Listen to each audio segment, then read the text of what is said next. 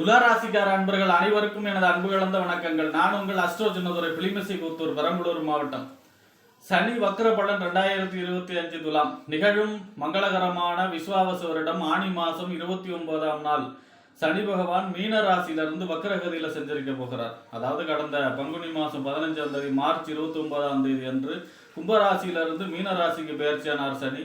இப்ப ஆனி மாசம் 29ஆம் தேதியிலிருந்து கார்த்திகை மாசம் 12ஆம் தேதி வரை சனி வக்ரகதியில மீனராசியில சஞ்சரிக்க போகிறார். அதாவது ஜூலை மாசம் 13ஆம் தேதியிலிருந்து நவம்பர் மாசம் 28ஆம் தேதி வரை வக்ரகதியில சஞ்சரிக்க போகிறார். இப்ப இந்த வக்ரகதியால துளாராசிக்கு ஏற்படக்கூடிய பலன்களுடைய மாற்றங்கள் என்ன, எந்தெந்த விஷயங்கள்ல கவனமாக இருக்க வேண்டும், நடக்கக்கூடிய நற்பலன்கள் என்ன, தீய பலன்கள் என்ன, செய்யக்கூடிய வழிபாடுகள் என்ன, பரிகாரங்கள் என்ன என்பதையெல்லாம் பற்றி இந்த காணொலியிலே பார்ப்போம். இது போன்ற தொடர்ந்து ஜோதிட தகவல்களை பெறவும் தமிழ் மாத ராசி பலன்களை தெரிந்து கொள்ளவும் நமது சேனல் அஸ்ட்ரோ சின்னதுரை சப்ஸ்கிரைப் செய்து கொள்ளுங்க, லைக் பண்ணுங்க, நண்பர்களுக்கு ஷேர் பண்ணுங்க. அதாவது பாத்தீங்கன்னா சூரியன், சந்திரன், ராகு, கேது இந்த 4 கிரகத்தை தவிர்த்து பாக்கியான கிரகங்கள் அனைத்தும் வக்ரகதியில சஞ்சரிக்கும். சனியுடைய வக்கரம் பார்த்தீங்கன்னா சனி இருக்கிற ராசியிலிருந்து சூரியன் 5, 6, 7, 8, 9 ராசிகளில் சஞ்சரிக்கும் பொழுது வக்ரகதியில சஞ்சரிப்பார். இப்போ இந்த வக்ரம் அப்படிங்கிறது சுபகிரகம் வக்கரமான நன்மையான பலன்கள் இல்லை, பாபகிரகம் வக்கரமான நன்மையான பலன். அதுவே பார்த்தீங்கன்னா அதனால தான் பார்த்தீங்கன்னா உச்சம் பெற்ற கிரகம் வக்கரமான நீச்ச பலனை செய்யும், நீச்சமான கிரகம் வக்கரமற்றா உச்ச பலனை செய்யும். ஏன் அப்படின்னா இந்த உச்ச நீச்சமே பார்த்தீங்கன்னா கிரகங்களுடைய காரகத்துவ பலன்கள் அடிப்படையில் நடக்கும்.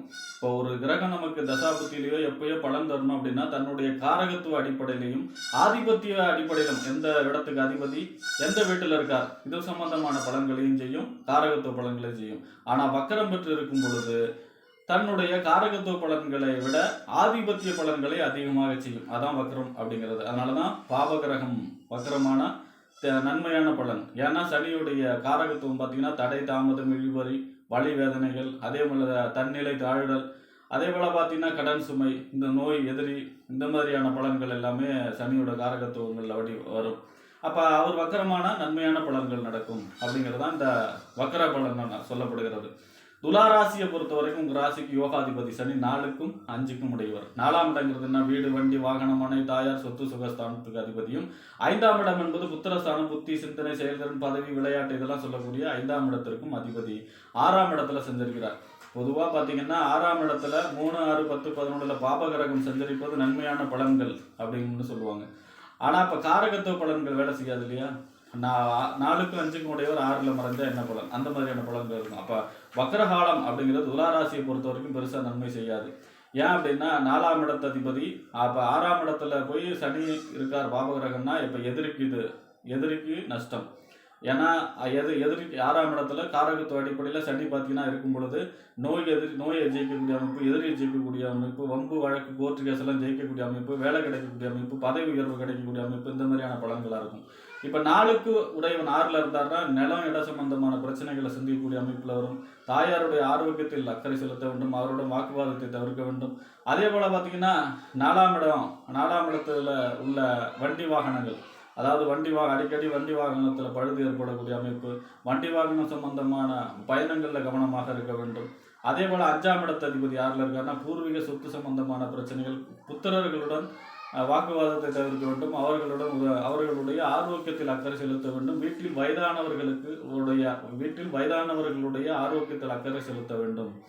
ஆக இந்த வக்ரகாலம்ங்கிறது துளாராசியை பொறுத்த வரைக்கும் பெருசாக நன்மை செய்யாது. தேய்பிறை அஷ்டமியில் காலபைரவருக்கு விளக்கேற்றி வழிபாடு செய்யவும், அதே போல பார்த்தீங்கன்னா எல்லை காவல் தெய்வம் கருப்பசாமி ஐயனார் வழிபாடு செய்யவும், ஐயப்பன் வழிபாடு செய்வதும், ஆஞ்சநேயர், விநாயகர் வழிபாடு செய்வதும் இந்த 4ஆம் இடத்திற்கும் 5ஆம் இடத்திற்கும் உரிய சனி பகவான் 6ஆம் இடத்திலே மறையும் பொழுது ஏற்படக்கூடிய தீய பலன்களை குறைக்க உதவும். ஆனால் உத்தியோகம் சம்பந்தமான உயர்வு இருக்கும், பதவி உயர்வு, உத்தியோகத்தில் வேலை இல்லாதவங்களுக்கு வேலை கிடைக்கக்கூடிய அமைப்பு, இந்த மாதிரியான உத்தியோகம் சம்பந்தமான உயர்வு இருந்தாலும் ஆரோக்கியத்தில் அக்கறை செலுத்த வேண்டும். தாயாருடைய ஆரோக்கியத்தில் இருந்தாலும் சரி, வீட்டில் வயதானவர்களுடைய ஆரோக்கியத்தில் இருந்தாலும் சரி, அதே போல் பார்த்தீங்கன்னா குழந்தைகளுடைய ஆரோக்கியத்திலும் அக்கறை செலுத்த வேண்டும்.